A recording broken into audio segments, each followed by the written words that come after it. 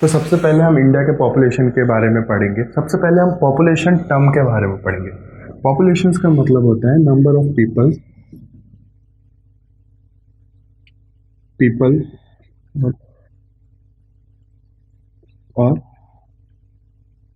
और human being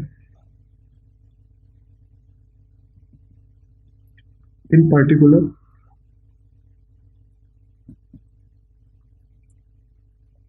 reason. ठीक है, population is very important resource of nation.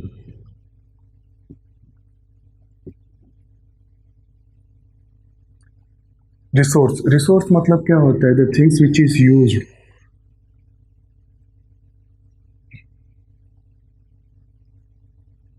which is useful. Population is very important resource of any nations। कोई भी nations के लिए population सबसे important resource होता है। रिसोर्स का मतलब है things which is useful. Population अगर अच्छा हो तो कोई भी नेशन की ग्रोथ के अंदर बहुत ज़्यादा इफेक्ट करता है। और दी qualitative population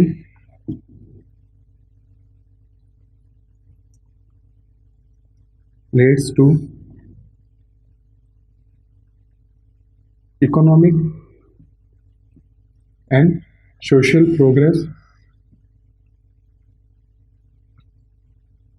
of country। कोई भी कंट्री के इकोनॉमिक और सोशल प्रोग्रेस में सबसे बड़ा योगदान क्वालिटेटिव पॉपुलेशन का होता है। क्वालिटेटिव पॉपुलेशन मतलब क्वालिटी ऑफ पॉपुलेशन, यानी कि यंग एज ग्रुप हो गया, जो पॉपुलेशंस मैक्सिमम ऑक्यूपेशंस के अंदर एंगेज्ड है, या फिर वो पॉपुलेशंस जो ज़्यादा एजुकेटेड है, लिटरेट है, तो उसको क्वालिटेटिव पॉपुलेशन बोला जाता है। Qualitative population is very important for socio and economic progress of any country, कोई भी कंट्री के लिए। तो चलिए आइए हम पॉपुलेशन पढ़ेंगे। इंडिया का पॉपुलेशन सबसे पहले पढ़ेंगे।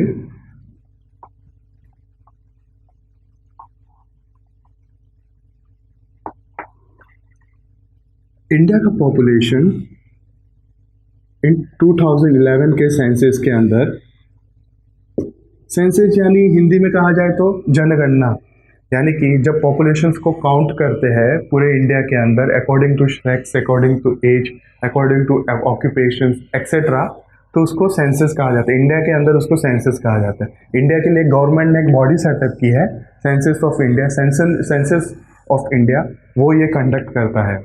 ये हर 10 साल में इंडिया के अंदर ये एवरी 10 ईयर्स होता है। और स्टार्टिंग ऑफ डिकेड कब होता है? डिकेड जब स्टार्ट होता है। डेकेड का मतलब होता है 10 ईयर्स। एक डेकेड का मतलब होता है 10 ईयर्स। जैसे कि 1961, 1971, 1981, जब डिकेड स्टार्ट होता है 1961 पहला साल होता है डिकेड का, तब ये पॉपुलेशन ये स्टार्ट होता है, जनगणना कोई भी इंडिया के अंदर स्टार्ट होती है। तो अकॉर्डिंग टू 2011 सेंसस इंडिया का पॉपुलेशन कितना था? 121 करोड़, यानी कि 121 करोड़ पॉपुलेशन था इंडिया का। और इंडिया का लैंड शेयर कितना है पूरे वर्ल्ड के अंदर? इंडिया का लैंड शेयर सिर्फ 5.6% ही लैंड ऑक्यूपाई करता है।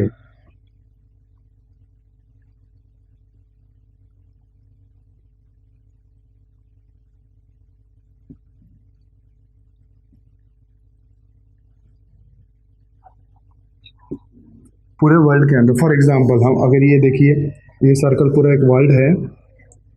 वर्ल्ड के अंदर जो इंडिया का लैंड ऑक्यूपाई सिर्फ इतना ही है, बाकी सब दूसरे कंट्रीज का है। और इंडिया का पॉपुलेशन, इंडिया पूरे वर्ल्ड में कितना पॉपुलेशन शेयर करता है? 17.5% पॉपुलेशन इंडिया पूरे वर्ल्ड के अंदर,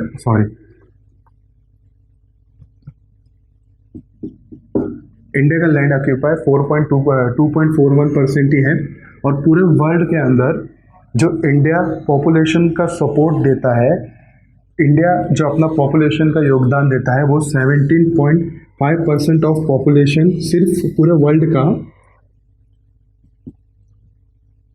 इन is in of the world. इसी के साथ इंडिया पूरे वर्ल्ड में सेकंड हाईएस्ट पॉपुलेटेड कंट्री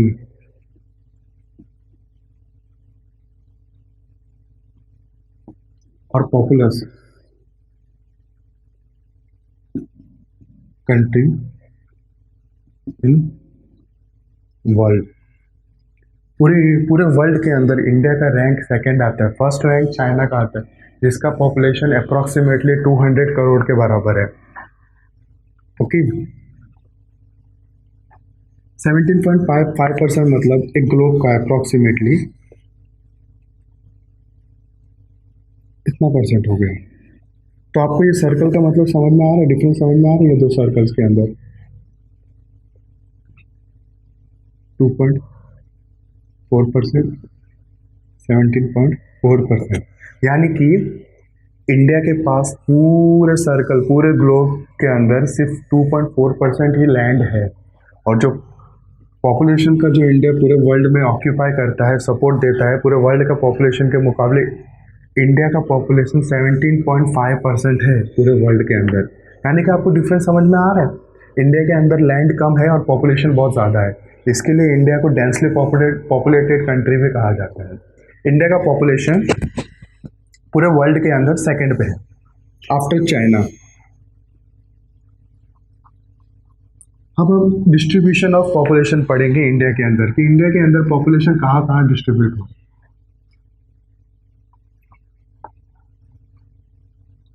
देखिए, फर्स्ट ऑफ ऑल हमको ये अंडरस्टैंड करना है कि कोई भी कंट्री का इंडिया के अंदर जो पॉपुलेशन है अनइवनली डिस्ट्रीब्यूटेड है, और अकॉर्डिंग टू द फिजियोग्राफी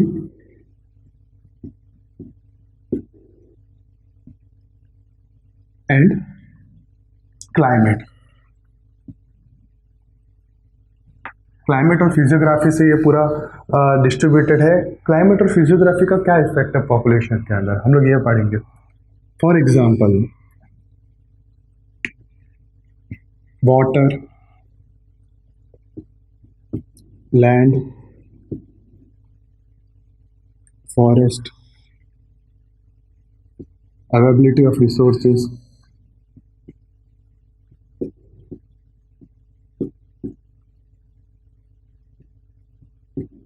यहाँ पे इंडिया का पॉपुलेशन काफ़ी हाई है, काफ़ी हाई है।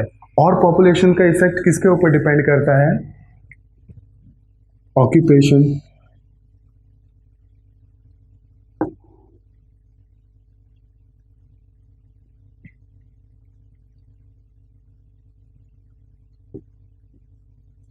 हाई पॉपुलेशन, ये भी high population, occupations, trade and agriculture.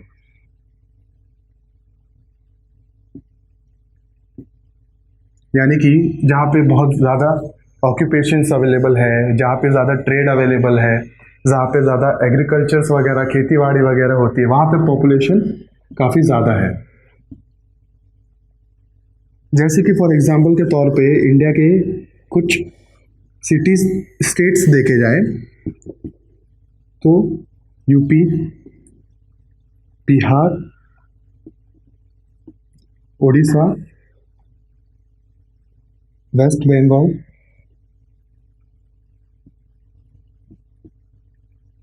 Tamil Nadu, Kerala,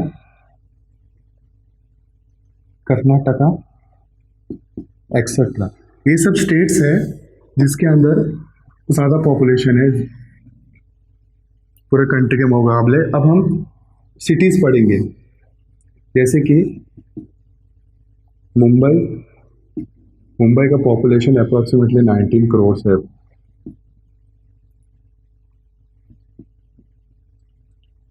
Chennai,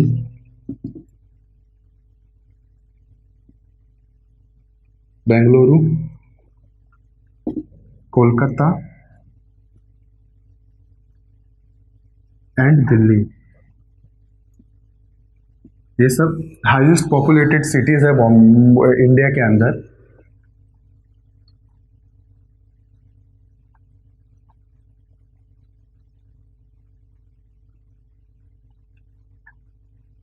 और पॉपुलेशन की कमी कहाँ पे है, अब हम वो पढ़ेंगे। जहाँ पे कम पॉपुलेशन है, लेस पॉपुलेशन है,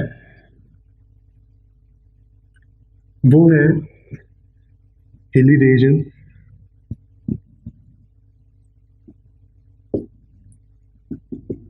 माउंटेन्स, ड्राई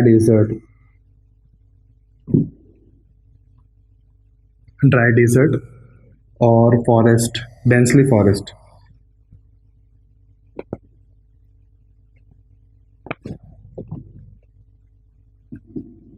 एक्सेट्रा। यहाँ पे पॉपुलेशन काफी कम है।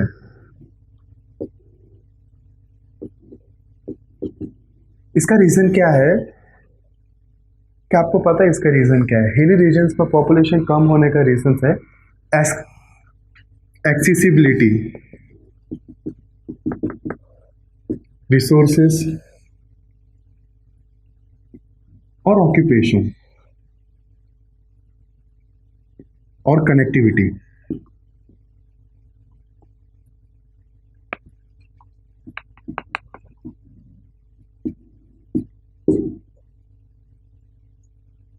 इसका मतलब एक्सेसिबिलिटी मतलब वहां तक पहुंचना, वहां तक पहुंच। Hilly regions, mountains, dry deserts और डेंसली फॉरेस्ट के अंदर पहुंच बहुत कम है, काफ़ी रोड्स वगैरह बहुत कम है, रिसोर्सेज कम है वहाँ पे। ओके, ऑक्यूपेशंस बहुत कम है वहाँ पे, यानी कि वहाँ पे नॉर्मल ऑक्यूपेशंस देखा जाए तो एग्रीकल्चर के अलावा कुछ और है ही नहीं वहाँ पे। ऑक्यूपेशंस बहुत कम है, ट्रेडिंग बहुत कम है वहाँ पे, एग्रीकल्चर्स बहुत कम मात्रा में होता है। कनेक्टिविटी, कनेक्टिविटी यानी कनेक्टिविटी में भी वाया रेल, रोड्स और एयरवेज और वाटर, ये सब कम है। Connectivity hilly regions, mountains, dry deserts और डेंसली फॉरेस्ट में कम है।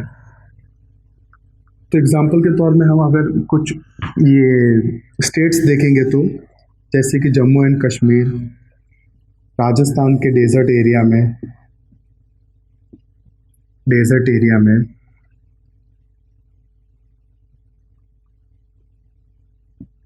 और उत्तराखंड वगैरह हो गया, उत्तराखंड के हिली रीजन्स में, माउंटेन रीजन में और हिमालय रीजन में।